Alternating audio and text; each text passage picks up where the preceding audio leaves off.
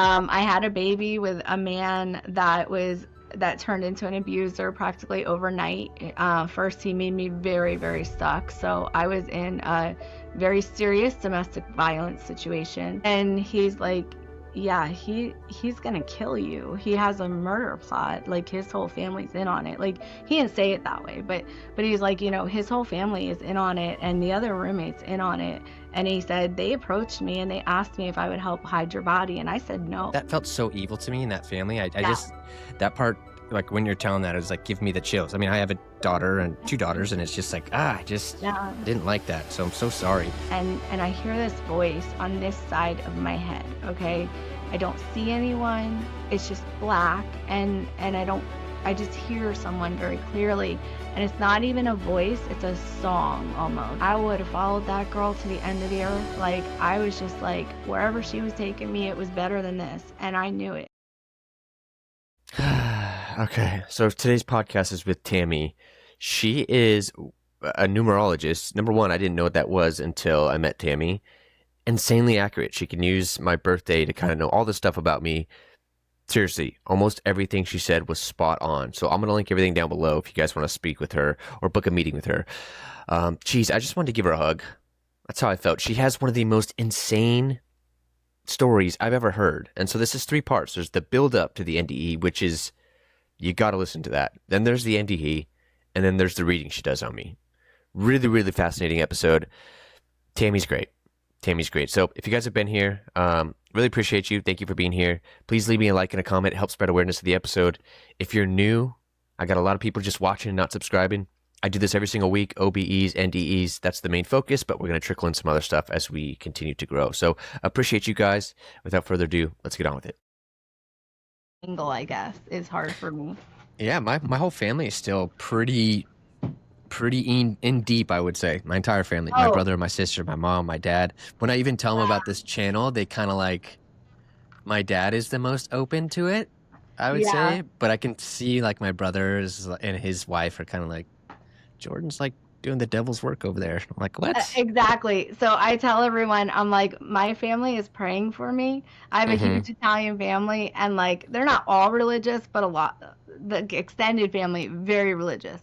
And first they said that I should be committed because there's something wrong with me, because I think that I talk to dead people, and I think that my spirit guides talk to me and all that. And then they said, we're praying for her because she practices like demon work or whatever, whatever they think. I'm like, dude, it's all love and light. Like, I will not work with anything that's not love and light. And I know that for sure because nothing evil has ever come through in 20 years. Like, no dark messages, no dark nothing. Like, ever. I've never scared anybody, I mean, I've scared people with their own circumstances, their own truth, but I've never actually like had anything dark or evil come through or any messages that are damaging to anyone, So, yeah, if you spend any amount of time in this space, you will very quickly learn that it is mostly about love. And sure, there are bad actors in everything, just like in religion. Of course, yeah. Like there are I would be shocked, I guess, if religion survives the internet. I just feel like naturally, if you just ask the question of like, okay, how did this start? What is the what's behind it? You can find everything you want to know. And I tell my brother, again, I don't get into battles anymore with them. But I used to tell him, like, why don't you just, like, rather than assume that what I'm doing is wrong, why don't you just, like, sit in meditation or something, or, like, try it? Like, why don't you just, like, just try it? But he just is so just convinced that it's very interesting to me. Conditioned, like a lot of people are just so stuck in their conditioning, and you just woke up sooner. That's all. We all wake up. It's neither, and I view them now as kind of like it's neither good nor bad. It's just where I am at. And it's serving a purpose for them. I believe that. That's how I feel too. So anyways, I appreciate you being here. I want to start actually, if you're good, with the your NDE experience.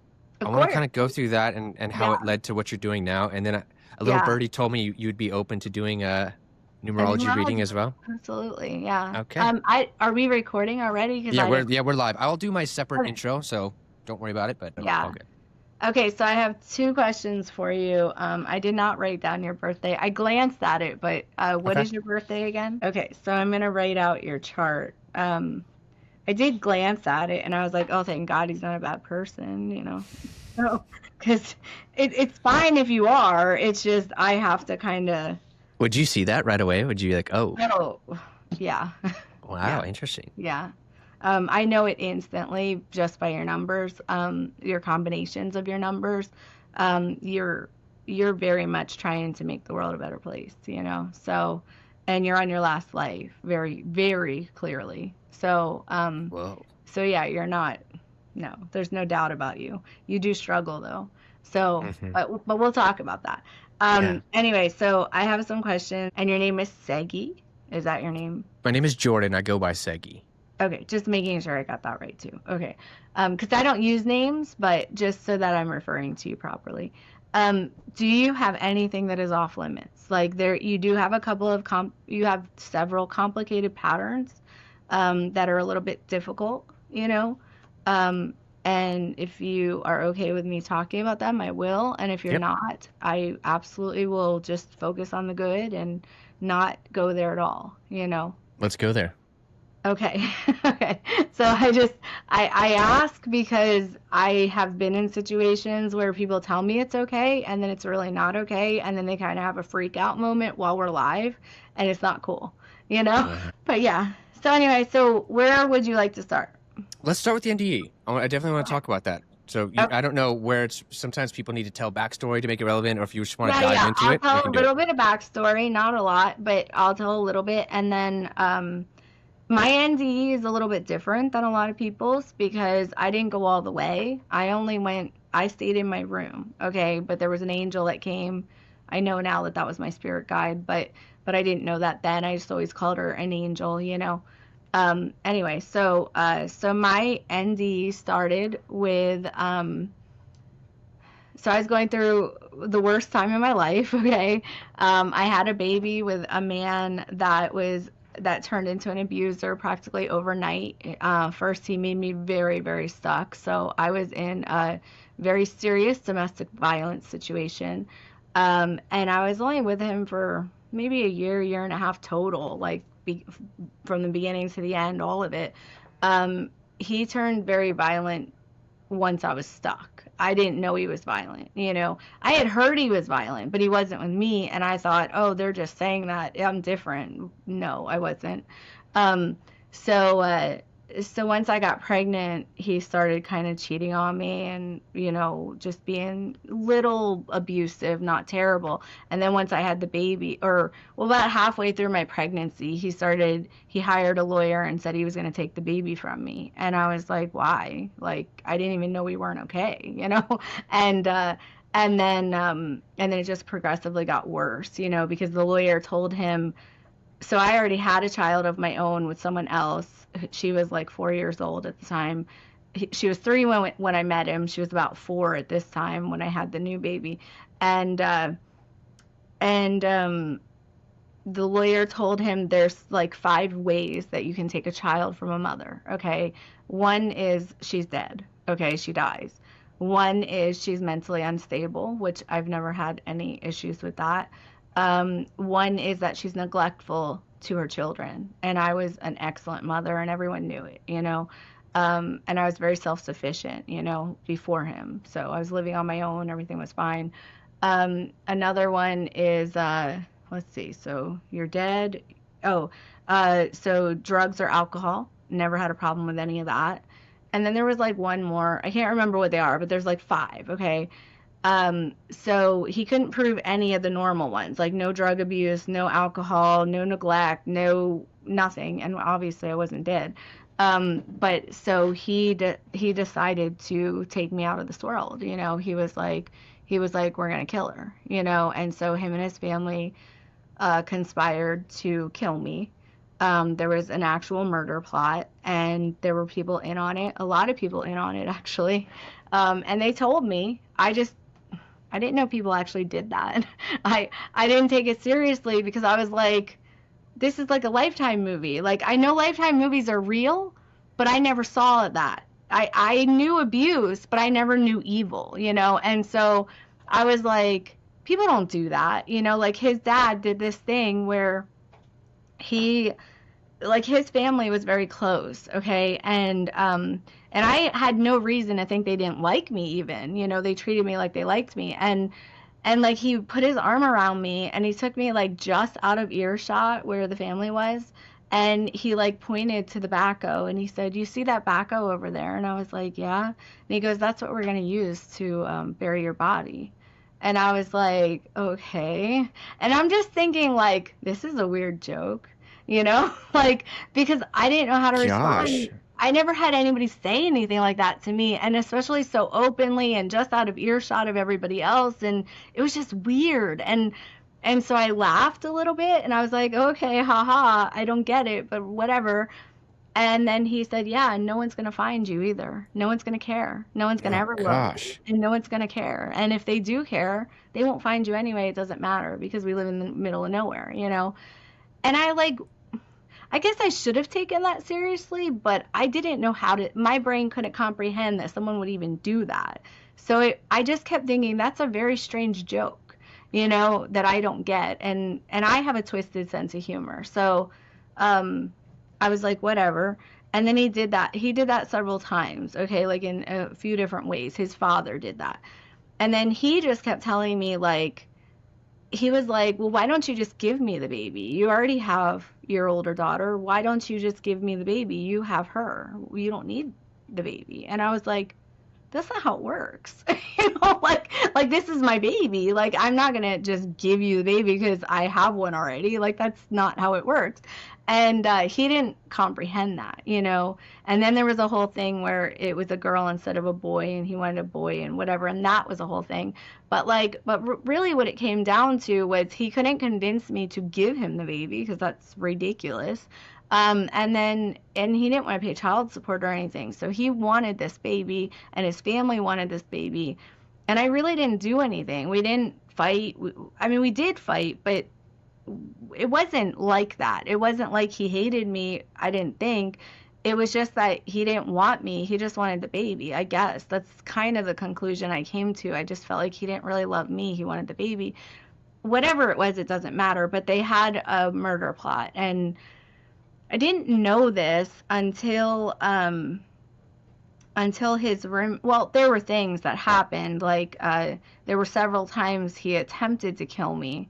It was just kind of like I didn't realize that it was on purpose like that. Like there was a time that we got in a fight. Like he had beat me up a few times, you know. But one time he choked me until I turned blue. And the only reason I know that I turned blue is because he told me, you know. And just so you know, this doesn't affect me anymore. So I'm not like gonna, just so you know, I'm not like in trauma mode right now. So don't worry. Because I've worked on this for a lot of years. This was in my early 20s. I just turned 50. I'm good. You know what I mean? Like we're good. I just It's just a shocking story, by the way, though. That's what I'm more just like, whoa. Yeah, it is a shocking story. I just want to make you aware that I'm not going to like break down and all that. So If you did, it's okay. But I got you. I got you. I'm not saying I don't ever. I'm just saying, you know, whatever. I got you. Yeah. Anyway, so he basically, it was like 2 weeks before the actual murder plot. We got in this big fight because he beat up my kid and I jumped on his back, you know, and I started hitting him, and then he went after me because of that. And you know, I told her to go to her room and lock the door, and she did. And then he choked me until I turned blue. And the thing is, he dropped me to the floor because he thought I was dead. Like he thought I actually died because I wasn't struggling anymore, and he had me up in the air. And he told me that I turned blue and that he was disappointed when I woke up, you know, because he thought I was dead, and his family was disappointed, he said. And then but there was already a murder plot. So my birthday was in 2 weeks, and apparently the plot was for my birthday. So like he was gonna kill me on my birthday, and everyone was in on it. Like his family and his roommate, his one roommate was in on it. He had two roommates, and so he kept saying, "I'm gonna like."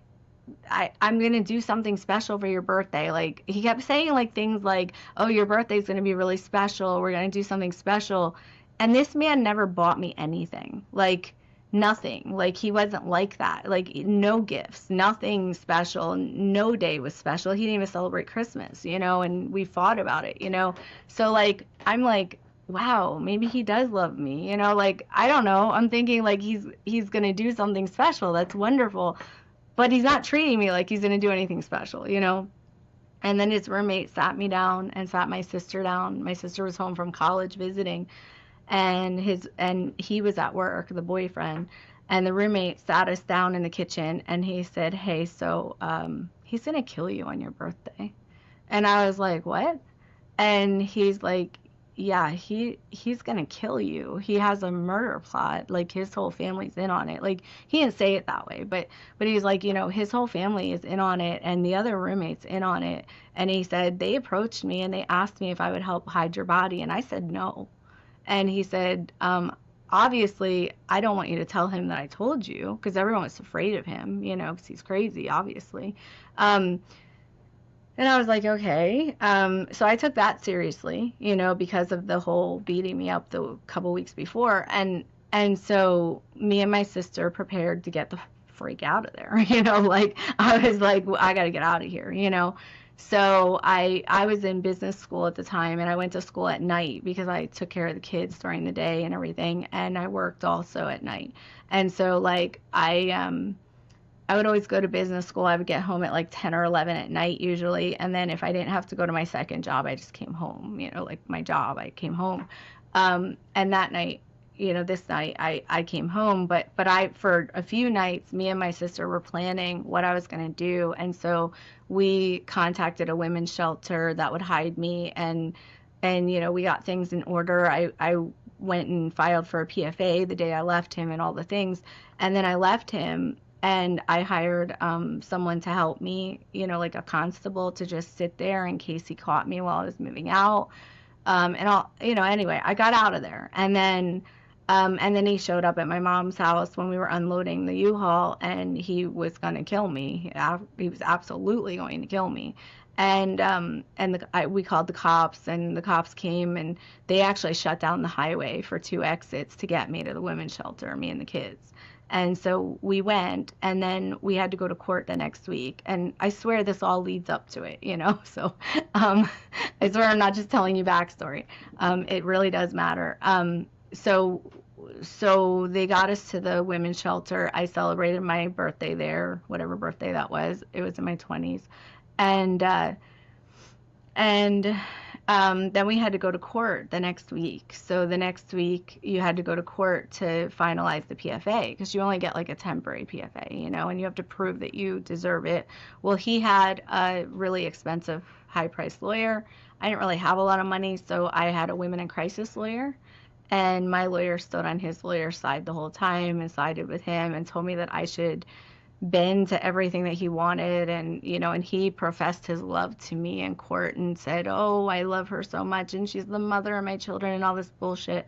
And so the judge, of course, did not grant the PFA and demanded that I come immediately back to the courthouse with my child, my baby, and give her to him, because I took her away from him and I was wrong. And so I did that, and that's how I ended up going back to him, because I was going to lose my child, And so I did go back to him by the end of the month. Well, now he had a new plot, So now he was drugging me.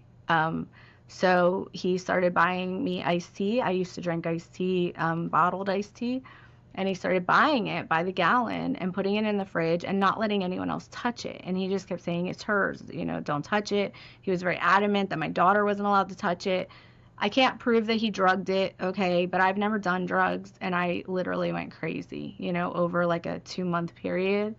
I just kind of started losing my mind, like I started not understanding reality. I started having very weird moments. Like I thought the radio was talking to me at one point. Like it was crazy, bananas crazy, I was good most of the time, but then I wasn't, And so what happened was he was also gaslighting me, which I didn't know what that was until then, or not till then. I didn't know what that was until years and years later, until people started talking about gaslighting, And he started him and his family were like my only points of reference because, like I said, he got me very stuck very quickly, you know? And so I was, I started pushing out my friends and family, like right when I met him, because they would come over, because I was a very social person, and like they would come over and he would go, you know, that girl doesn't really like you, you know, and he would tell me that they didn't like me, and I would believe him, and then I would make the decision to push them out of my life. So I didn't realize that he was making the decisions, that he was pulling the strings until so much later. And I didn't realize like he had me so stuck until I was really stuck, you know? So I was stuck and I had no support system. That's what happened. You know, nobody was like checking on me anymore, you know, except my sister, but my sister went back to college, you know? So, anyway, so yeah, so I went, you know, I was going through this where I was kind of like losing my shit, and it wasn't all the time. It was just kind of like every week or two I'd have a weird day and I didn't know what was happening, and I'm like going to school and I'm getting like 4.0s in business school and everything. I'm still me. It's just sometimes I'm kind of losing my crap and I don't know why, you know. And then let's see. And then he started saying things were real that weren't real and things weren't real that were real, and it was really weird because I never had anyone do that to me before. Like I've had people say that I'm wrong about some fight that we had, you know, like I said something and they said something and now whatever, but I never had anybody actually fuck with my brain. Sorry, can I curse? I didn't know. It's okay. Absolutely, you can. Okay, cool. Um, I curse a lot, sorry. Me too. But yeah, so I never had anyone mess with me like that. And so I was really confused about what was happening. So like so the one time that I remember, and it's only because I've told this story so much that I remember it with such detail. It's like they were doing it a lot to me, him and his family, because they were my only point of reference and they were working together to kind of make me snap, it felt like, or it definitely was. um, and uh, and so I, we went to the gas station this one day, just on the way home, no big deal, nothing special happened. It was just a normal day. We went to the gas station before we got home, and then we got home, and I said, "Hey, remember when we went to the gas station?" I was just telling him some dumb thing that happened, like no big deal. And he goes, "We didn't go to the gas station today." And I was like, "No, I mean like when we went to the gas station, you pumped gas, I went in the store, like, you know, we went to the gas station down the street." He's like, "We never did that. That didn't happen." Wow. And I was like, I'm like looking at him like, yes, we did. Like, absolutely, we freaking did. I was there, you know, everyone was, the babies were there. Like, what are you talking about? But like, because I had no other proof, he started to make me believe that I didn't know. And I started to question my reality. And then that, along with this like slow drugging, it felt like, I don't know that he drugged me because, again, I can't prove that. My dad's not here anymore, but at the time, you know, my dad was here forever until till last year. But like, he was like, I think he drugged you with acid because it's not traceable. Like you can't, they don't just do a test for it. They have to do like hair follicle or something. Now I don't know the truth about drugs. I don't know a lot about drugs. Okay, I know a little bit, but Can I ask you, do you remember like specifically drinking iced tea and then it happening, or or no. no? Okay. Yeah, no, I don't remember that at all. I didn't even remember that he was buying the iced tea. I didn't even, it was like it was like a normal thing. So he didn't normally buy me anything. So that was odd. That's why I remembered it at all. But like about a year after this happened, my dad, uh, my dad went through it with me step by step by step what happened. And that was the correlation that we found, was that he was buying the iced tea and no one else was allowed to touch it. I don't remember drinking it and then having it happen. I just know it was happening at weird times and it wasn't happening all the time. It was just happening. So yeah, and again, I can't prove it. I can't prove anything, you know. It's just this is my experience. So then So let's see. So they were messing with my head, like all of them were kind of just doing that in little instances, and I started questioning my reality hard, you know. And I told you I heard the radio talking to me. Like it wasn't really talking to me, because I have spirit guide communication now, and it's not like that, okay? It was like I thought that the people on the radio were talking directly to me, like they were talking about some job fair, and I was in school at the time and I was going to be graduating soon, and I thought like they're talking to me, like they're specifically saying, hey, we have this job fair, Tami, this is perfect for you. And but that's not obviously what was happening, but that's what I was interpreting it as. So it wasn't like they were like having conversations with me, it was just, it felt like it was directed at me. It was a very weird thing. And then the last night before this all happened, like before it actually all crashed, was so I I was in the bedroom with him, and the babies were in there, like the baby and my 4-year old. And he was laying on the bed. We were like watching TV, and he full out played out a heart attack as if he had one, you know. And he full out went, you know, clutched his chest, played like he was hurt and dying and all this crap, and then played dead. To me, it felt like it was like an hour long. Like it felt like at least a half an hour long. It felt so forever. It probably wasn't very long, but my reality wasn't right, you know? And so I thought he was dead. I thought he died, and I was freaking the hell out. I was like, oh my God, wake up, you know, and I went through the whole thing. Then he jumps up and he's laughing at me, you know, and he's like, oh, whatever, you know, and then he moves on to like, you're hysterical. He's telling me I'm hysterical because I was like, I thought he was dead. And then he's telling me it's a joke, and my brain is just broken. Like my brain just felt broken. I couldn't concept reality anymore. Like it was so crazy. And then he's like, he pulls me into the living room and he starts telling me about the ghost in the house, because there it's like well known that this lady died on her horse on his property, and so he always told me that there was a ghost in his house. And I feel ghosts. I've always felt them. So I knew there was actually ghosts in his house. I just never communicated with anything like that. I just felt it. And he told me that, you know, she doesn't want you here and you have to leave, and she wants you out tonight. And he just was just messing with me. And I'm like, I knew that didn't make sense, but I started to get scared and I started crying, and I was like, I don't want to leave. My babies are here, and he just kept saying I had to, and she didn't like me. And I just got worse and worse. And then he took me out to the shed, and he like got these tie wraps, and he brought me back in the house, and he kept saying, you're just uncontrollable, you're losing it, or whatever. Like I don't know what he was saying, but he was like, you know, she doesn't want you here, and you're not acting right and whatever. And so he tied me up, and he put tie wraps on my wrists and on my ankles, and he locked me in the kids room.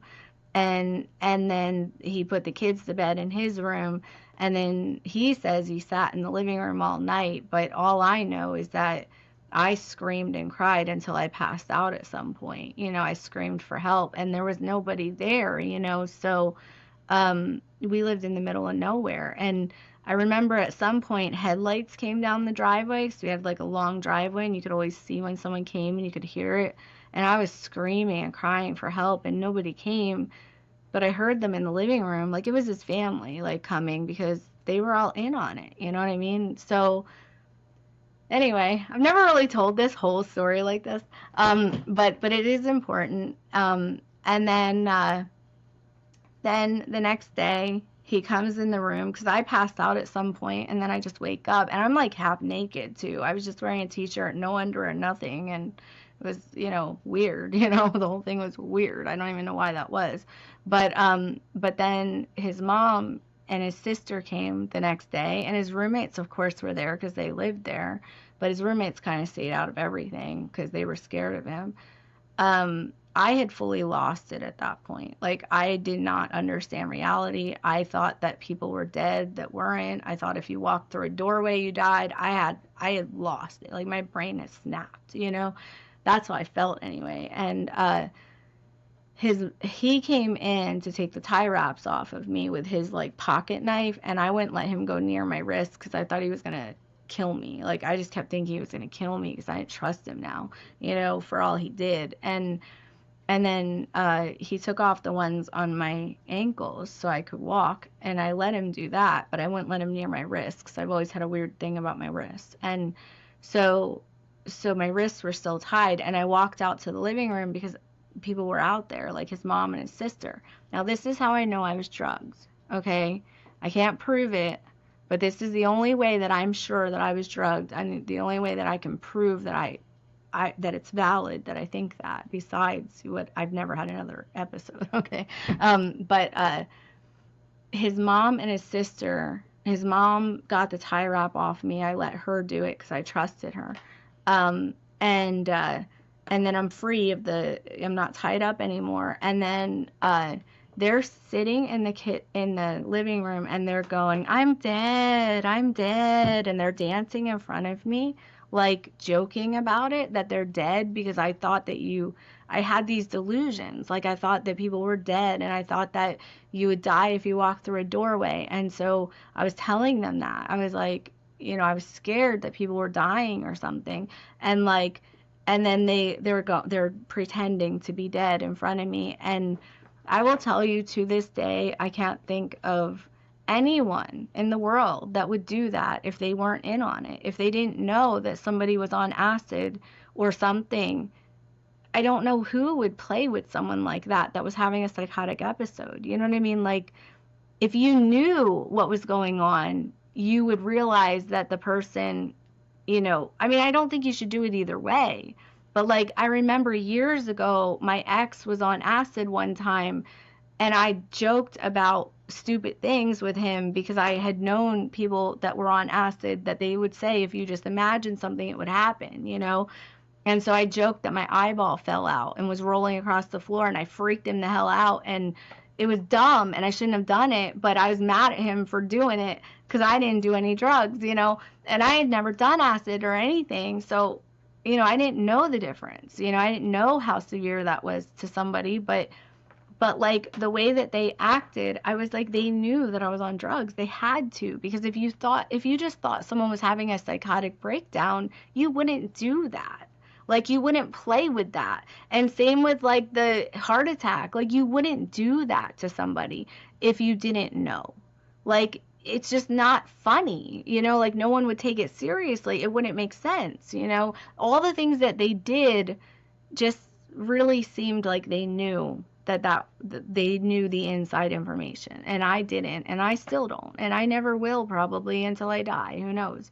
But anyway, so they called an ambulance, and they got me taken away, and I got put in a mental hospital for 2 weeks, you know. And in the mental hospital, I was drugged. I was overdosed many, many times.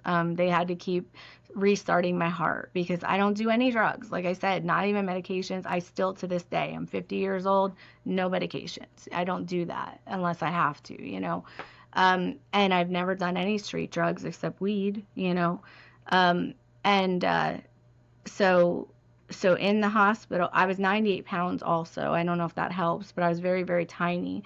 And so drugs affect me really quickly, like any kind of drugs. So I always take half of anything a doctor gives me anyway, because the things affect me a lot.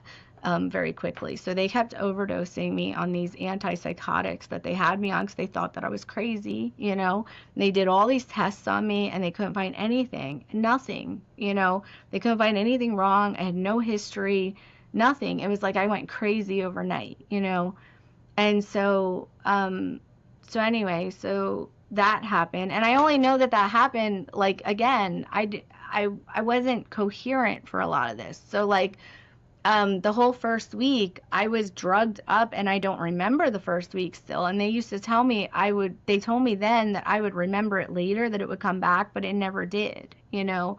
And so I don't remember anything barely from the first week, just little glimpses of when they put the needle in my arm. And I thought I'm not even going to go into that, but I thought they were killing me. I thought I was getting the lethal injection. I thought I did something that I didn't remember. And I thought they were killing me because they wouldn't tell me what they were doing. And here they were just sedating me, I guess. But my body was shutting down, scared the hell out of me. And then I woke up a week later. That's really what happened, you know. But during that week, they had been overdosing me, and I only know that they were restarting my heart because when I got home 2 weeks later, I asked my mom why my chest hurt so bad. It felt like my chest was black and blue, but it didn't look black and blue. I felt like someone was standing on it, and I had trouble breathing, and I was like, it hurts so bad. And I asked my mom, I said, why does my chest hurt so bad? And she said it was because they had to keep restarting your heart because they kept killing you, you know, because they were overdosing me. And I don't know if that's like 1 time, 2 times, 10 times. I have no idea, you know. And they don't exactly give a psych patient their records like that. It took me a long time to prove that I was normal again, you know. So, like I'm talking years. So, anyway, so then at the 2 week point, I had shown enough progress that they released me. You know, there's a whole big story, but I'm not going to go into it. And then they released me, and I was on this medication still that they were overdosing me. So 3 days later, well, 2 days later from being released, I started not being, so I wasn't able to fall asleep, and my whole body was just like shaking and shaking and shaking, and it wouldn't stop shaking. And then I couldn't fall asleep because I was shaking so much, and I was pretty sedated. I wasn't really functioning right. But here it's because I was dying, really. So the next day, the third day, well, I guess it's important that the second day I was shaking like that, and he had a waterbed. I don't know who has a waterbed, but he had a waterbed. It's so funny now, you know. Um, I'm old, you know. But anyway, so he felt it because he was on the other side of the bed, and this guy just didn't care about me. He always acted like he didn't care about me, and like he was like, he turned over and he said, "Are you okay?" And I was like, "I don't know, you know." And but that was like, it was like a term of endearment. Like to me, it was like he never said he cared about me. You know, he always acted like he didn't care about me. So that mattered to me then the third day. So the third day, I shook and shook and shook until I fell asleep. And when I fell asleep, the next thing I know, I was out of my body. Okay. And what happened, I'm in a dark room and I'm floating kind of, you know, and I start floating up out of my body, and it's only a few feet off the ground. It's not like, I'm not like way up at the ceiling or anything. It's just a few feet, and I hear this voice on this side of my head, okay? I don't see anyone. It's just black, and I just hear someone very clearly, and it's not even a voice, it's a song almost. Like her voice was like, it was a woman, it seemed like, and it sounded like a song, and it really wasn't sound, it was mental, like it was telepathy, you know, like it was thoughts.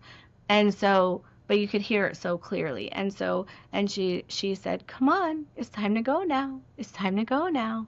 And as she did that, I would rise. I was rising, you know, and she kept saying, "Come on, it's time to go now." And her voice was so beautiful. Like it was the most beautiful song I've ever heard. Like that's how it felt.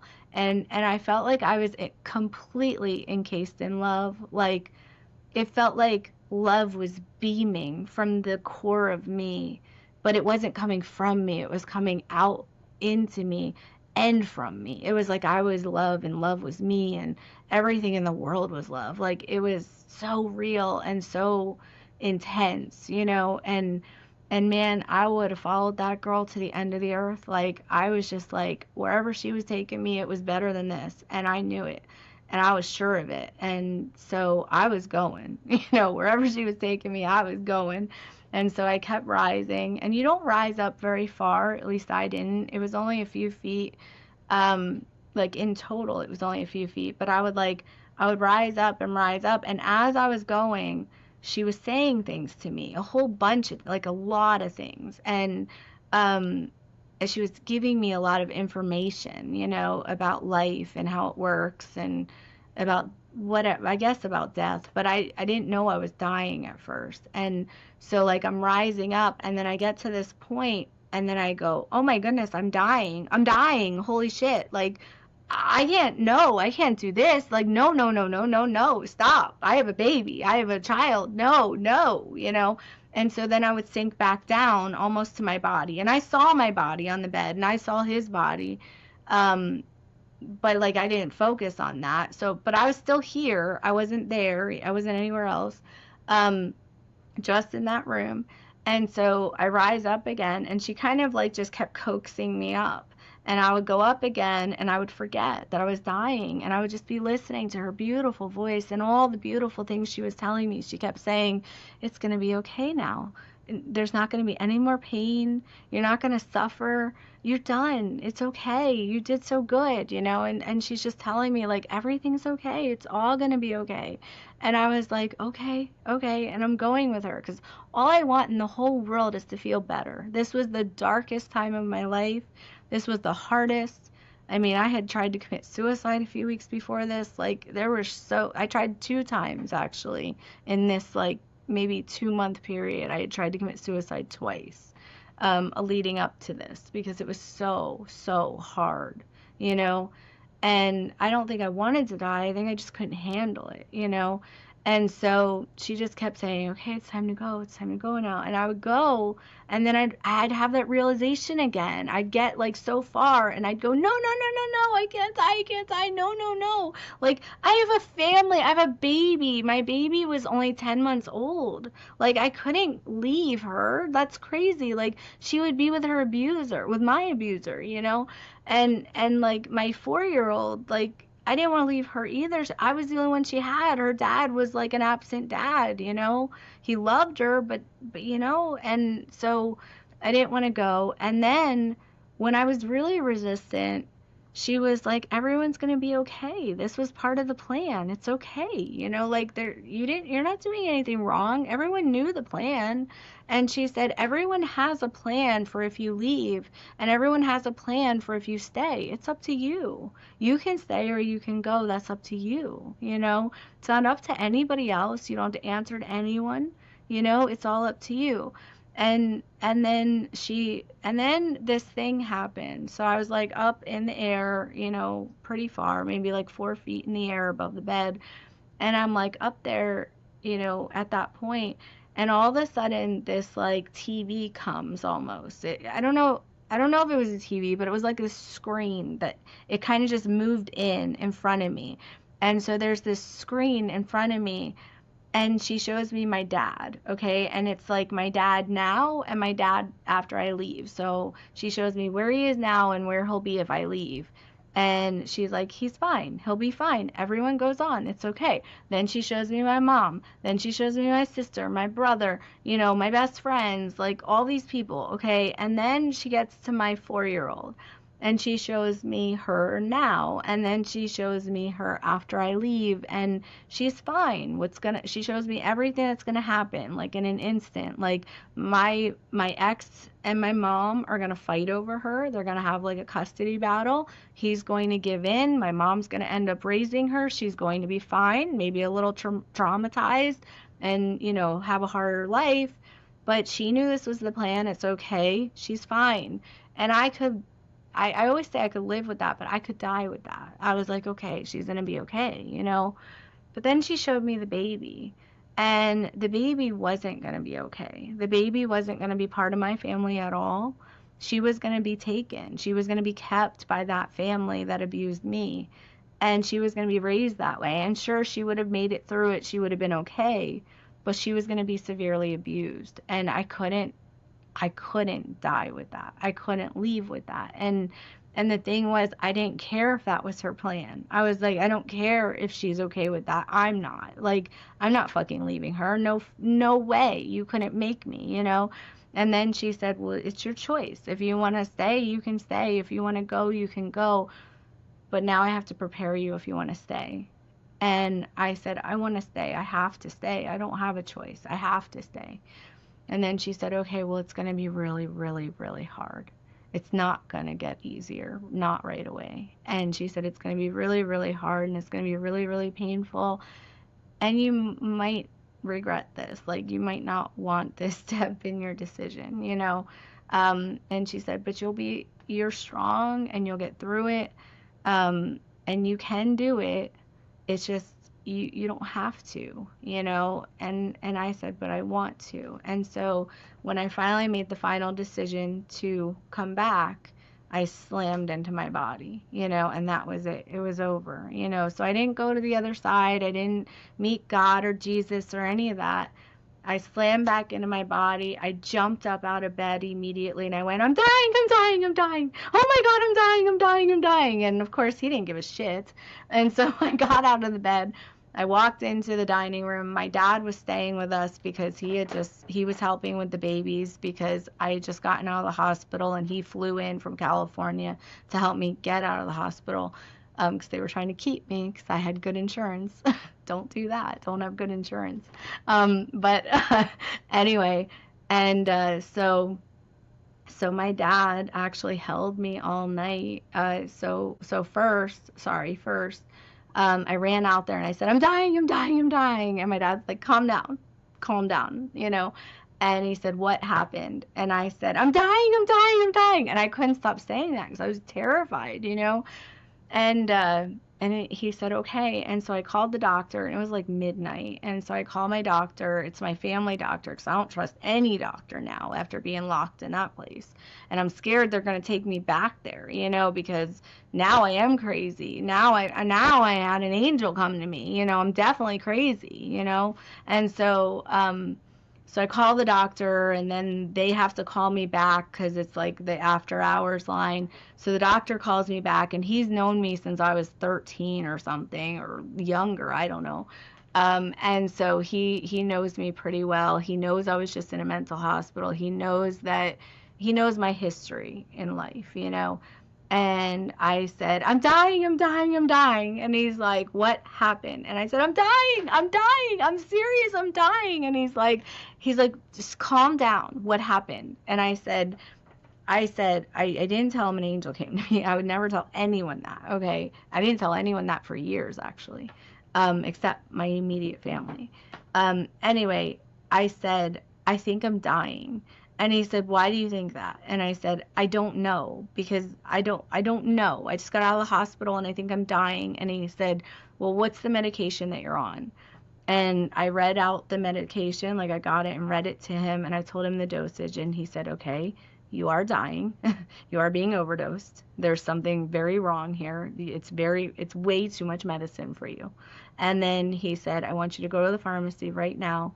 I want you to get some, or not the pharmacy, there was a that same gas station where he gaslighted me. He said, go to the gas station because it was 24 hours. I want you to get some Benadryl because it's the only thing that counteracts this medication. So I went and got Benadryl and he said, you know, go take that. It'll start getting it out of your system, you know. So for the rest of that night, I took Benadryl and I had like seizures, which I don't know that they were actual seizures. I just know that my body was like convulsing, you know, and like my body would go into these like convulsions and my dad would have to hold me and like even my teeth would chatter and I was just shaking and shaking, you know. And then my dad kept telling me, go to the bathroom, get anything out that you can. Just go to the bathroom. He just kept telling me to do that. He kept having me drink water and, you know, whatever. And he just sat with me all night. And he had this like spot on his shirt where he had like a stain. He used to wear like these flannel shirts and he had like a stain. And he goes, focus on this stain, focus on this spot, you know, just look at this spot. And he just kind of held my arms, you know, and I went through that all night, you know, and then the next day, I think I went through it a little bit the next day and then it was over. It stopped, you know, and I didn't take any more of that medication. I took more Benadryl. I kept taking that for a day or two. And then it was kind of over, but then I started having severe panic attacks, like severe panic attacks. And that was then my next whole thing. But that's, you know, that's neither here nor there. That's totally separate of this story, really. Okay. Yeah, First that's a off, lot, right? Now breathe, right? I just want to give you a hug. That's what I want to do. Mhm. I mean, that I'm is. okay, really, honestly, and truly. I know you're okay, but that was intense. I have never heard of. And are these people in jail? Is this guy still No, around? His yeah, family? That's horrible. unfortunately. That is Yeah. horrible what you went through. He finally Horrible. admits now that he did abuse me. He won't admit anything else, Don't but talk to this guy anymore. First no, off, I don't just talk to him. No, okay, God, no, I don't talk to okay. him. My daughters do because I have two daughters with him actually now. So like, because I had a second daughter with him. So yeah, So I will say this. I look. You said you didn't take drugs. I've taken a lot of drugs, and I don't say that to be funny or anything like that. yeah, I know what it's like to actually like to take too much and to feel like you're losing your mind, and it's scary. And to have yeah. someone gaslight you, like for real, for real. People throw that word around, but that's true gaslighting. Like That saying was that, real no, we gaslighting. didn't go to that gas station. What are you talking about? Like that is crazy, Tammy. That's super. Yeah, I'm so sorry you went through that. I'm so yeah. sorry I went through Thank you, that. thank you. Um, that's that. I guess number two, I've never the NDE part. It's almost like whoever she was almost like coaxing you, like or like trying to like she was like persuading you almost to like say, hey, it's so I've never heard that before. Where Yeah, it felt like the mermaid on the rocks, right? You hear those stories where they try to like lure in the. It sounded yes, kind of like that. Maybe that was the way you were saying it, but yes. you also said you Yeah. felt a lot of love though, right? Like it It felt was very. all love. It didn't Oh, feel like she was tempting you. It felt like love. You're saying. oh yeah. Okay. It was like your pain is over. You know, Uh, like you've done what you had to do and it's over and you don't have to do this anymore. I mean, when I say this was the worst time of my life, I mean, obviously it was. You know that by the story. But I mean, this was really bad. Like really, really bad for a long time. And it was like it just got worse and worse and worse. And it was like there was no relief, you know. And I tried to commit suicide twice before that because it was so bad. And I'm I so just couldn't sorry. handle it. And there was divine intervention, you know, the second time, you know. So it's like and you know, there is a part that I left out which I guess is definitely relevant. When I was in the hospital, so I told you I was drugged up really badly that first week. I don't barely remember anything. Like I have glimpses of that first week at all, you know. Um, at the end of that first week, my brother's best friend came and he did Reiki. So like a lot of people were visiting me. I also like regressed. I didn't realize that I didn't remember that I smoked cigarettes and people kept bringing me cigarettes and I kept giving them away and throwing them away. And I was like, I don't smoke. Why do people keep saying that? I didn't remember that I had a baby. I knew that I had my 4-year-old for some reason, but I didn't know that I had a baby and I could not concept that. And so like I regressed somehow in this too, just only in the hospital, but it was like very strange, you know. Anyway, so at the end of the first week, my brother's friend came and I actually named my third daughter after him because he saved my life that night. So I was in a very catatonic state, you know, where I was practically drooling. Like that's how bad I was. And I was sitting on my bed in the hospital and I'm sitting like kind of like crisscross on my legs and my head was down and my hands were in my lap. And he stood at the end of my bed like sorry, you can't see my hands, but it like this, but out, you know. He stood at the end of my bed like this and he closed his eyes and he did Reiki on me because they were trying to help me, you know. And my family's very spiritual, so they're into that kind of stuff, and they're like, whatever the fuck can help, because this was awful, you know. Nobody knew what the hell was going on. They couldn't diagnose me with anything because I never had another problem before this ever, you know. And I was a very stable person, you know. I was more than stable, you know. I was a young mother, and I was very, very self-sufficient. Anyway, so he did this, and this thing happened, which every time I tell this, I'm like, people are gonna think I'm crazy, but this is really what happened. So like, I was like on the bed with my head down, and I remember that actually. And all of a sudden, it was like air came into me, and I went, And I like rose up, like not like all the way up, but like my head and my arms. And I looked in front of me, and instead of my brother's friend standing there, it was Jesus. It was 100,000% the Jesus that I've known my whole life. Like, I've heard that Jesus appears the way you believe he looks, you know? So I don't know that that's really what he looks like, but that's what he looked like to me, the Jesus that, you know, I've always seen. And he was standing there with the most beautiful eyes. There was light everywhere. I mean, the light was like it was coming from him, but it was coming like behind him. The whole room was these beams of beautiful light, and he just looked at me and he didn't say anything. He just smiled at me. And from that time on, I was awake. Like I woke up and I wasn't, even though they were still drugging me, I wasn't drugged. Like I was drugged. I shouldn't say that because I was definitely being overdosed still. I knew I was, but I started saying, I think you're giving me too much medication, and they started lowering it a little bit. It was still too much.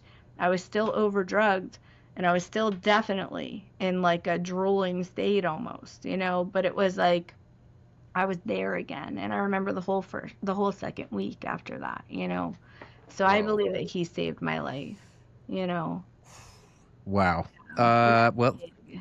thank you for sharing all of that, Tammy. I know it's been a long time, but that is Yeah. traumatic. Well, Doesn't even seem correct to say. That's horrible. I mean, that is. yeah. I really don't like the messing with your head part. That felt so evil to me in that family. I Yeah. just that part, like when you're telling that, is like give me the chills. I mean, I have a daughter and two daughters, and it's just like I Yeah. didn't like that. So I'm so sorry. Um, so now, I mean, I don't want to just like gloss over that. It's gnarly. I'm Yeah. assuming you obviously figured out how to get out of the situation.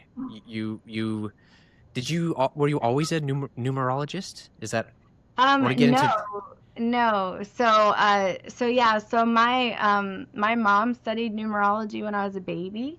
So like I this is so crazy, but like I grew up with it. You know, like I had it in my life my whole life. Like I grew up with it. She always did it. She never charged for it, but she studied it when I was a baby, and then she like practiced it my whole life. So like people would come to like dinner at our house, and they would come in one way and they would leave another way. Like they would, you could tell, you know, like you could tell that the light came back on for them, you know. So like I would watch this and I would go, wow, that's like magic, you know. And I saw it like my whole life, and it was fascinating. And I always told my mom, I was like, I want to learn that. Like whatever you're doing, I want to learn that, you know. And she wouldn't do it on us. Like she wouldn't do numerology on us because she's always said that we were too little and we were too young for it because it could mess up your life. Like, which is true. You shouldn't tell a child their path, you know, because I agree so with that. They got to figure some things out, right? I mean, that's why we're yes, here. yes. So numerology is basically, you know, the plan that you made. Look, you know, numerology is the language that reads the plan that you made for this lifetime. You know, so what I do when I look at your numbers, which we're going to do, is that I remind you of what your plans were when you came into this life. Now, these plans are not like, I'm going to marry Lisa and then we're going to have 3 kids. It's not like that. It's like, it's more like a spiritual plan, you know? It's like, this is what I'm going to learn. This is what I'm going to work on. These are the goals I have, you know? It's not like a human plan, it's a spiritual plan because we're spiritual beings. So when I do this, when I do a full reading anyway, because we're going to do a partial reading, when I do that, what happens, and I don't know why or how it happens, I just know that it does, absolutely, it creates an unlocking in you. So, like, it unlocks you back to who you are and why you're here, and it almost like starts removing your veil a little bit, you know, because it makes you remember something that you didn't remember before. And so when I tell you things, it's like, so I always say it feels like I'm telling, it feels like you're having a remembrance, okay? It's like I tell you things that you know, but you don't know how you know. So like I say it and then you go, "Oh yeah." And then you go, "But wait, I didn't know that. Like I don't think I knew. Where did I know that from?"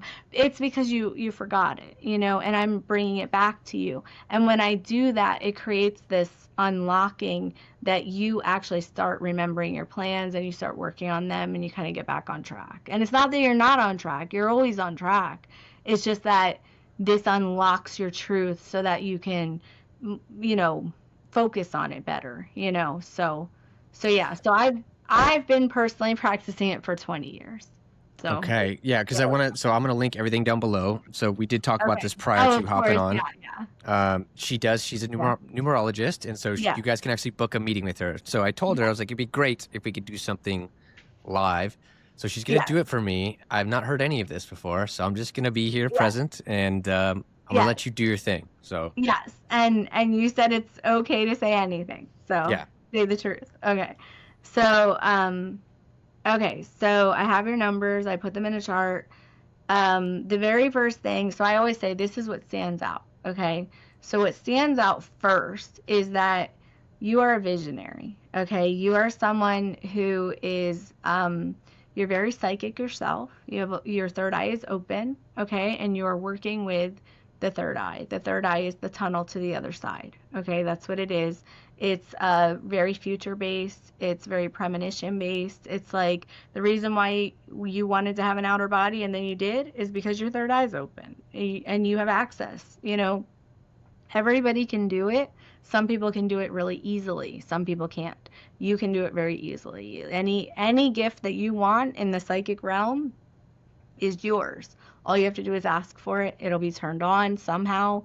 You know, either you'll get a book about it or you'll get a guide sent to you or something will happen where you learn it if you ask for it. And then you can basically turn it on or off like a light switch. If you like it, keep it on. If you hate it, turn it off. If you're scared of it, just tell them to stop.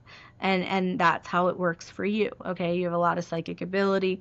Whether you choose to use that or not is your choice, you know, but you brought that with you. So you have, so I always say, like, the one part of the visionary is that you see the future. You're somebody who actively sees your future. Okay, you have future vision. You know what your future is going to be somehow. You have a knowing somehow, or maybe many ways of knowing. Okay, and then you have the other part of the visionary is that you are someone who is very motivated, very determined, very driven, very much in motion. And you're not just in motion, you're in a forward motion. So you are moving ahead and you are very directional, very much on, I always say it's like a train on tracks. You're like very much on your plan, going toward your mission, you know? So a visionary is someone who sees the future and has, I always say, the gumption, which I hate that word. I'm starting to like that word more because I say it so much, but it's like you're someone who has the vision of the future and then you have the gumption to make it happen. You are someone who has the ability, the determination, the motivation, the connection. So a visionary is someone who makes their dreams come true, basically. They're someone who's doing something bigger in this life than most lives because you're also on your last life. And you're very clearly on your last life. It shows up 3 times in your chart, which is very odd. You usually have it once. So it means that you are very determined to make this your last life. And that means, so I always say, like, people are visionaries usually on their last life. I don't, it's funny because it sounds like a visionary should be, it sounds like a visionary is very common because I see a lot of them, okay? Because I do lives every Friday night and do free readings, and I come across a lot of visionaries.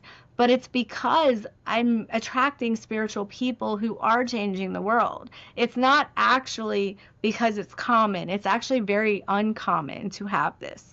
This is a big deal that you have this. Like you're impacting the world. You're on purpose here to make a difference here, you know? And so I always say that people like to go out with a bang, you know? It's like you on your last life, you want to make a difference because you were here, you know, and that's what you're doing. So you have a bigger vision than most people. You have a bigger driving force. You're directly so you're working with your crown chakra. You're working directly with God, source, the universe, the angels, that your higher power, like your higher self, all of that. Like that energy is your crown chakra. You are someone who pulls white light through your crown chakra, fills up your body with it, and then gives that to the world. Like you are moving the white light through the world. And you're doing that by having this future vision. Like you're using your future vision to help you with that. You're also humanitarian. You care a lot about people. You care very deeply about people. You hate suffering. So my story that I just told you probably broke your heart for real. You can't stand suffering. Like you want to take suffering out of the world, and you're here for that. And you're here to break generational trauma.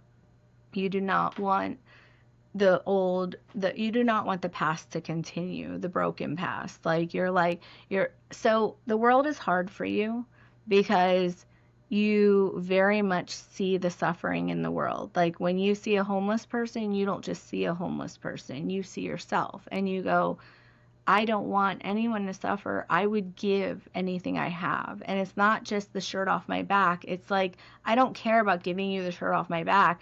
I will sit with you and be homeless with you and make you better. Like, I will suffer with you and we will suffer together until we both figure it out. Like, that's who a humanitarian is. And you are somebody that, you know, will do that and has done that probably like in different ways. Or that way, who knows, but like you are someone that will do that, and I would stress to you not to do that. Like, so my guides, because I have the same number, I have the same combination I'm talking about. I'm not the visionary. I have different combinations than that, but this is the so I'm talking about the unconquerable. So you have the unconquerable combination. And what that means is that you are someone that does have depression. You are someone that does struggle with, you have a lot of trauma. You have been through a lot of things. It's all in how you take them, but you are someone who really does struggle and really does go through bouts of depression. But then you are the unconquerable because you always get up. You're like, you may be down further than you've ever been, but you will always get up and you will try again, and you will almost wear that as a badge of honor. You will go, I'm going to go ahead because you said I can't, and you'll use that as a determination to make your life work better. Um, Sorry, I was going to talk about your humanitarian. So like I would tell you not to do that if you can help it. Not yet anyway, because what my guides told me is that you cannot help anyone by joining them. Because I used to sit on the side of the road with homeless people. I used to be a Lyft and Uber driver, and it fucking broke my heart. And I don't give a shit if I needed to make money. If I saw somebody not okay, I was going to sit with them until they were. And I did do that many, many times. And I probably put myself in danger a lot of times because of it. I definitely did. Um, but then my guides started saying, you can't make anyone better by being broken yourself. So like breaking you doesn't help them. What actually helps them is you getting better. So like you get better and you get way better, like better than better. And then you start helping. So for me, it was finances. So like the eight, I'm talking about your eight mostly here, but I'm talking about your combination as well. But like it causes it's like the poverty number. It can be the poverty number. So like the eight is weird because it has two very clear sides to it. It's like it's the poverty number, so it can keep you in poverty, it can keep you in suffering, it can keep you in trauma, it can keep you a victim to life, okay? And a victim mentality. It also it also is ruled by self-worth. So like you have a lot of self-worth issues, okay? Like the not good enough, not smart enough, not educated enough, those kinds. And the imposter syndrome. Then also the eight is the master manifester. So like there's two very clear sides of that coin, and every number has a good and a bad side, but the eight is the most dramatic one. The eight is actually the hardest number in the chart. And you don't have it the hardest way it can be. I actually have it the hardest way it can be. But like it's still hard, it makes a hard life. So what my guides said is they said, if you want to help people, if you truly, truly want to help people, then and we were talking about finances here, you know, because I've always been a single mom. They were like, you make sure you get to the point where you can pay your own bills, then you can have extra, and then you can have extra upon the extra. That's when you start helping. Because I am the type of person that I get an extra $100 and I'm like, hey, I have $100. Who needs it? Hey guys, who needs it? You know, and then I give it away and then I don't have it. Like, and then I'm not okay again. And that's how I have lived my life, you know, and that is how an eight does live their life. Like, they typically do that. It is very, very unhealthy for everybody because it doesn't really help anybody. So get yourself better than okay, way better. Like, get yourself to a point where you're like, you feel like you're better than okay, and then go one step above that. And then go, who can I help? Because then you actually have the resources to help. You know, otherwise you don't. You just don't. You know, you can't help anyone if you can't help yourself. And so I had to learn that, and I'm still learning that. I'm always struggling with that, honestly. You also have something very interesting. Okay, so one thing is that you are an empath. I'm just going to get that out of the way. You are someone who struggles with your emotions. You struggle with understanding your emotions specifically. You struggle with your voice.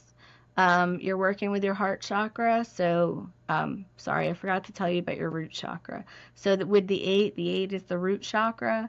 It is the earthly vices. You're going to struggle with any of the earthly vices, kind of like sex, drug, like I always say, think of the 80s, sex, drugs, rock and roll, vanity, materialism, all of those things. Some of those will be yours. Some of those you'll struggle with. You're not an addictive personality type, in my opinion. I don't know that for sure, but I don't feel that. I don't see that.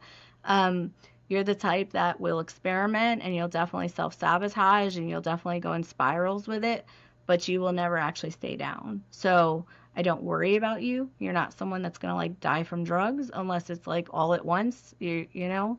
But you're definitely someone that's going to go there, you know, and you're also someone that's going to have it knocking at your door your whole life. It's always going to be tempting you because you are someone who is susceptible to earthly vices, you know. And me too. That's why I never did drugs or alcohol. I mean, I drank occasionally. It's just I've never gotten really into anything like that. And that's because I knew that because my mom taught me that when I was little, you know.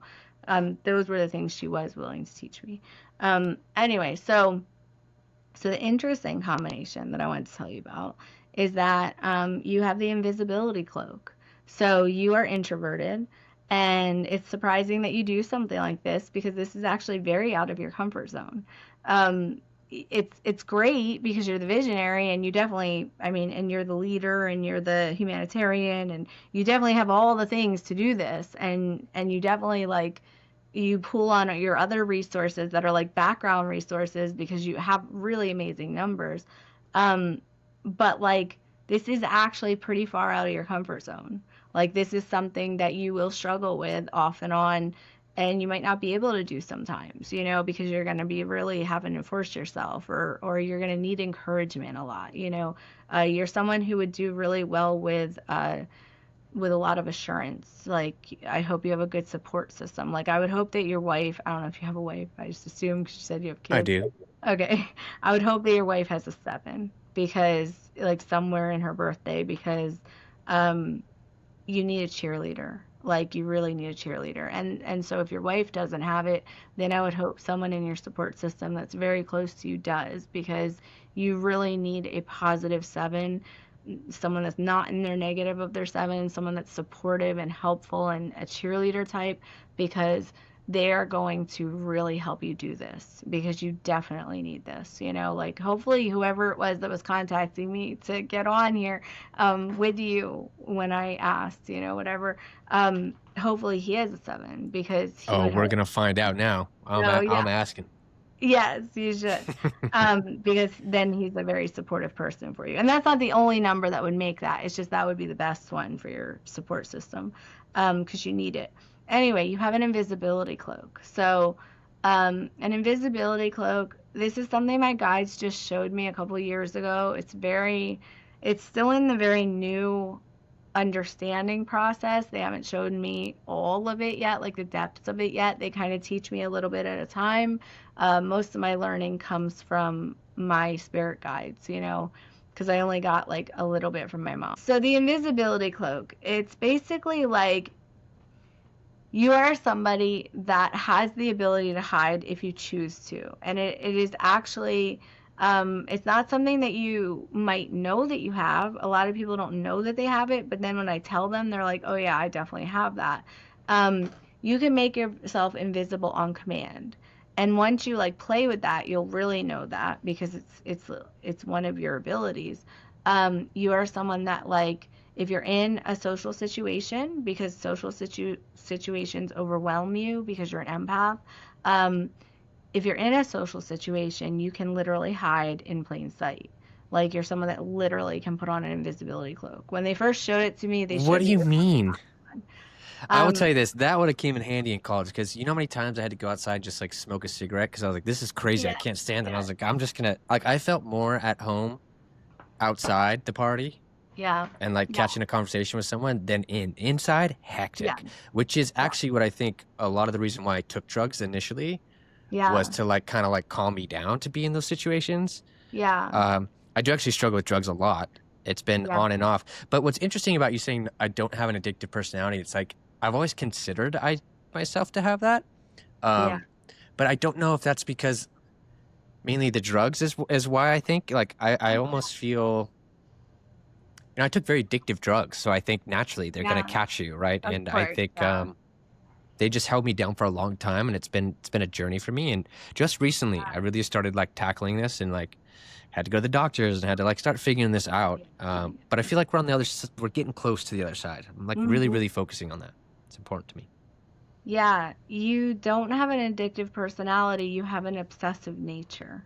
Mm. Okay, so there's a difference. Like an addictive personality is more like everything that comes along you want to do, and Hmm. you can't stop. Like, I mean, can't stop though. Like not just like I don't want to. It's like video games. I can't stop. And then, caffeine, I can't stop. Cigarettes, I can't stop. And a lot of those will addict you to them anyway. Or, this is not the right word, but a lot of them will cause an addiction themselves They'll because they're catch me, right, for a little bit of time they'll because of the get nature you of the chemicals. They'll in their catch me for loop. a little bit. But you're not like that. You have a very strong will. So like you're a survivor. You're the unconquerable. So like I call it the unconquerable. So like I named all these things because they're from my guides. They're not like from some book somewhere. I had to name them, So I call it the unconquerable because you will not be defeated. You will not. Like that is not something you will allow from a soul level. You're like, no, nothing is going to do that to me. And you're going to feel like you're in the grips of it when you are because you really struggle. Like you have self worth and you also have self doubt themes. So, like, you have a lot of like, I hate saying this. Like, this is why I said, is anything off limits? Because it's hard to hear sometimes, But like, you have, sorry, so self worth is I'm not good enough. I'm not smart Hmm. enough. I'm not educated enough. I'm not pretty, sexy, blah, blah, blah enough. It's all the enoughs, okay? And then self doubt is there's something wrong with me. I don't say the right things. I don't do the right things. There's something actually wrong with me? And then you struggle with like you don't understand your emotions. Like you have these big emotions, but you don't know how to express them. And it's like things you have this thing where you're like everything inside of you screams, I feel this. I feel this big thing. And then you go to say it and it doesn't come out like that at all, and then everyone misunderstands you, and then you're like I should just shut up. Why am I even talking, because 1000% accurate. My entire life, my dad told me to like don't cry, don't I was raised in a oh house, and yeah, I bet I did it on purpose. I almost feel like I did it on purpose because I yeah, was brought up in a house. My mom's the exact same way. My mom is very yeah, tough, very like when the going gets tough, the tough get going. Like my yeah, family's that way, and I yeah. always felt like I was like really like again I cried more than my sister. I feel like I was Well, you're very I'm a emotional. very emotional person, Yeah, very yeah, you emotional, are. and I just like started figuring that out. Yeah, kind that's of because you're recently. an empath, though. Okay, so you're emotional because you're an empath and because you're the humanitarian. So, like, you feel what other people feel, you feel their pain. So, like, you'll see that when you remove yourself from a situation, you don't feel that way anymore. A lot of your emotion is coming from outside of you. And until you understand what is actually yours and remove yourself from that, you will feel the world too much and you will break down too much and you will feel ruled by that. Like you will feel like you don't have control and you will feel a victim to things. The 8 will always make you feel like a victim, you know, and the 2 will always make you hide. It just does. And it'll push people out even though you love people, so it's like you love people but you can't handle people, and it's only because you don't know how to separate yourself from it, and once you learn that, once you have those walls and you're not pushing anyone out like to keep them away, you're literally just protecting your barriers, like you're having boundaries. You have serious boundary issues, by the way. um so like you really need to work on that. So once you learn boundaries though, you won't do this anymore. Like you'll put a bubble around yourself or however you do protection, and no one will be able to penetrate that, and you will not adopt their emotions anymore, and you will not break down anymore. You'll break down over things that mean things that equal breaking down, instead of everything, and it's not that I'm not saying you're a sap and you break down to everything. I'm just saying I know how you feel because I can feel it. So when I do this, I enter your energy field so I can feel how you think and how you process and how you function, and I can see how much of a weight the world is on you. I can see that it's heavy, and I can see that you are not okay all the time. So you also have escapism, which is like, and that is really where the drugs are coming from, just so you know. It's like the world is hard and you're here to fix it. And that's a big job. And you're also targeted by the dark forces. So the dark forces are always knocking on your door, like I said earlier. And it's like they're going, hey, you want some drugs? Hey, this is cool. Let's do this. And it's not just drugs. It's all kinds of temptations. It's like you're not good looking enough. Why don't you try this? Or whatever. And it's always like you could be better. You could be better, but it's outside stuff. But the truth is that like you could be better inside. If you just reach your inside point, you are better already. You don't need any of that, but you're always seeking outside fulfillment for internal problems, and that's what you're going through, until you realize that you cannot. I'll just tell you a little story. Sorry. So my guides are talking. Well, your guides are probably talking actually. So um, so I struggle with materialism sometimes. I don't have a materialistic, I'm not very materialistic, but I do think that material things will fix me sometimes. I also struggle with vanity because I'm getting older, but I always struggled with vanity. I always just, if it always mattered to me that I looked good, it just always mattered a lot to me, like too much. And so I will go to a store when I'm not okay. Okay. I will go to a store, any store, any store. I mean, I could do it in the grocery store. I will go to a store and I will look around and I will buy things that I do not need, that I do not have the money for. And I will just buy them and I don't give a shit. I'm in the moment. I'm like, this is going to make me happy. And I just get all this stuff. I literally come home believing that I am now going to be happy. This is all I needed, And I get home and I put those bags down and I never even look at them again sometimes. Like, you should see my stupid craft room.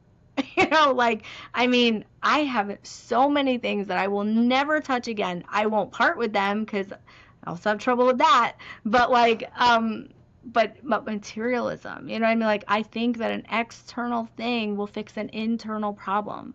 The truth is, instead of going to the store, I could have meditated and I could have gotten in touch with wherever the root is of that, or I could have like had some kind of understanding downloaded to me to help me with it instead of trying to fix it that way. Or the other thing I struggled with for a long time was sex. I would misuse sex, and that's a really common one because it's really easy to do.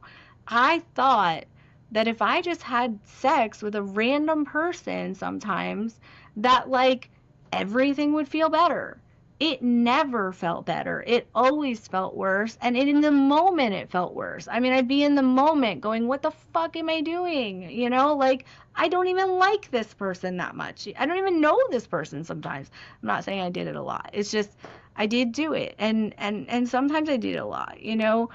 I just struggled, you know, because I never knew how to feel better, you know, because I struggle with self-worth. I have a hard 8. I struggle a lot with self-worth. I struggle a lot with imposter syndrome. I mean, I should be 10 times bigger than I am as far as my business, you know? It's just, I have a very hard time showing up because I don't feel good enough to teach it. I'm like, who am I? I got most of this from my spirit guides. My mom taught me this much because that's what she knew. There's no book on it because I practice a different type than other people. I can't find a book on it. The guides keep telling me I have to write the book, you know. And I'm just like, who am I to do this for you, you know? And what do I know? I don't know what the hell I'm talking about, but I do, you know? And what I can always come back to is I know how amazing I actually am. I don't doubt that really. I doubt that in on like a surface level. I doubt that in moments. I doubt that in circumstances. But the truth is, I know that I'm amazing and I know that I kick ass. And I know that I'm the best numerologist you're ever going to find. I'm positive of that.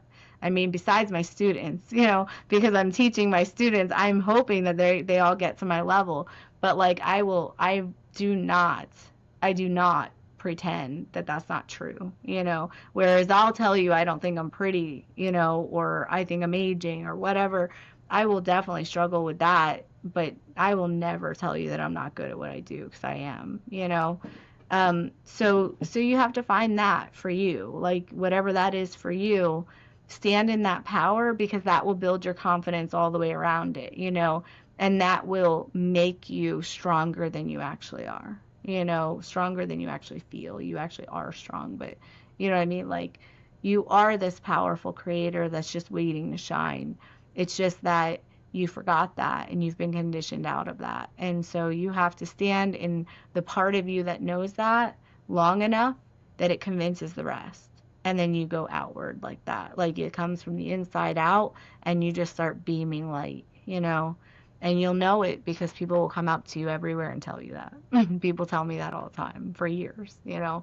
People say, I've actually had people say to me, there's just this light coming from you. I don't know what it is. I don't understand. I'm not even spiritual. They'll say there's just this light and I had to talk to you.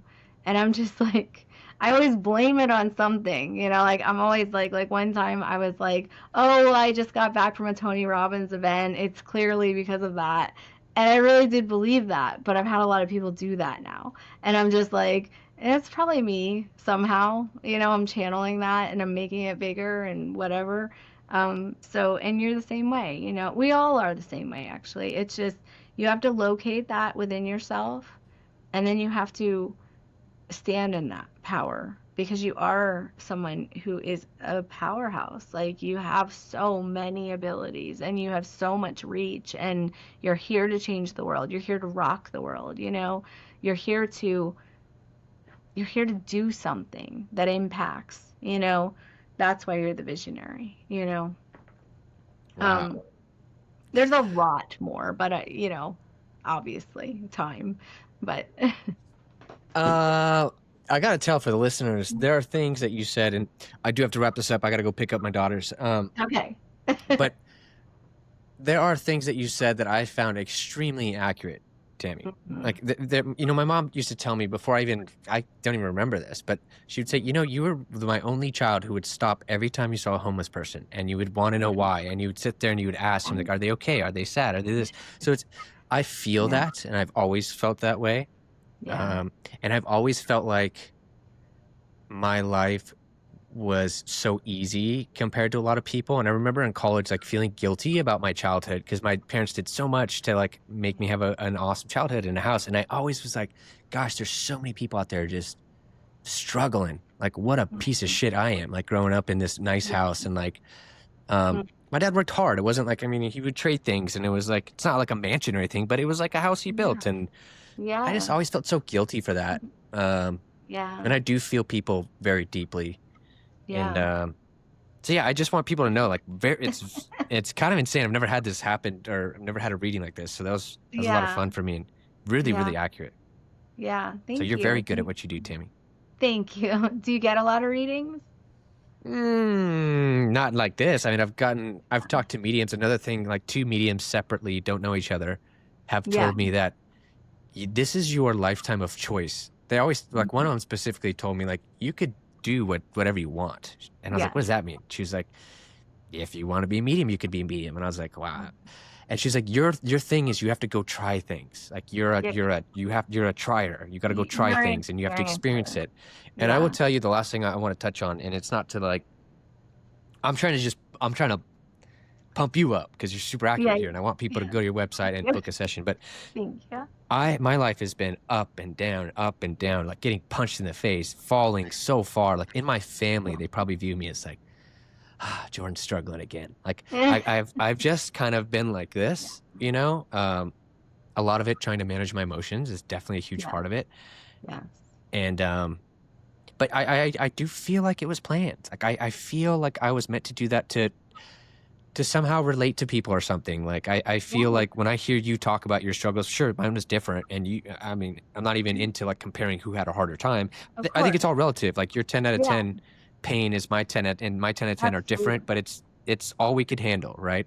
Yes. And I think I went through some of this stuff to relate to people because I can hear anyone now a story and I could sit and look at them and genuinely say, I understand. Like I feel Yeah. you. I know that that's hard. Right. And I mean it, because I've been through a lot in my own way. So you are You awesome. I really appreciate you coming on here and Thank sharing your you. story and Thank you. doing that Yeah, for me. so I always believe, because you have to make sense of things. I always believe that the reason I took on so much, because I believe everything's a choice. Of course, I was told that during my near-death experience. I was told it was all a choice. It was my choice. I chose it. And I was like, why the hell would I choose this? I didn't get that answer during my near-death experience. I got that answer way later. And I realized that, like, if I didn't go through so much, I wouldn't be able to help anyone. Like, I just wouldn't be able to see them. I wouldn't be able to relate to them. And that's why I'm the experiencer. So you're the experiencer as well. You have to actually do things to understand them. I do want to tell you, you don't always have to do things to understand them. Sometimes you can witness it through someone else because you're the empath, and I would recommend that you choose that in dangerous situations, because for me, I kept getting myself in dangerous situations thinking, well, I have to understand this. And it wasn't conscious, but I would know that later. I would be like, well, I probably didn't have to actually get raped to understand what that is. I probably could have just seen someone else do it and maybe understood their story. But to tell you the truth, I couldn't have at that time. Like, I didn't understand it, and I needed it to happen because I needed to be able to relate to people when it happened to them, because I help a lot of people now and I need to be on their level somehow. And that's the only way for me. And for you, you took on a similar life, where you're like, I want to help a lot of people. Well, the only way I can do that is to experience trauma myself so that I will understand and relate and feel. And that's also why you're an empath, because you actually do get on their level. But then I also want to remind you, you are the master manifester. You can turn that 8 around anytime that you choose. You can turn that 8 around, and then you become the person that just thinks something in their head and it appears in their life. And it has happened to me many times. Like, when you're in that 8 energy and you're in the master manifester, your life just works. You get all the parking spots, all the green lights, everything, and doors open. And then when you're in the opposite, you are the victim of life. You just are. And there's no denying it, whether you like it or not, whether you want to be a victim or not. You can't deny it. You know, so it'll fluctuate, it'll go back and forth, it'll never stay the same. That's not how life works, and life will never be free of problems. But it's always a choice in how you look at it and experience it. So anyway. Well, this was wonderful, Tami. Thank you so much. Yeah. Yeah. Um, I am honored that you reached out and you came on the podcast. Yeah. Thanks. I'm glad you had me. I'm so happy that you had me here. Yeah, yeah, I just really appreciate you sharing that story. Just want you to know that Yeah. Yeah. really, Thank really, really powerful. I think it'll help a lot of people, and Yeah. I Yeah. appreciate you. We're gonna stay in touch. I know we will. I'm gonna keep you Yeah. posted when the episode launches. But Absolutely. you're awesome, Tami. I want you to Thank know you. that. Okay. Thank you. Thank I you. see you. Yeah. I think it's insane what you went through, and that guy's a Yeah. dirtbag and his Yeah. family. Yeah. It's And all good. I'm glad to see you're doing okay now. That makes me Thank happy. you. I'm doing great now. So Okay, everybody, go book a session. Extreme accuracy. yeah, That guys. was you saw it live. Okay. And they're We on didn't talk sale about shit right before now. this. So they're half off right now for the summer. All So right, there we go. yeah. Beautiful. All right, All right. Tami, I wish you all the best. Reach out anytime. Anytime. Thank you so much. All right, Tami. Cheers. All Bye. right. All right. Bye.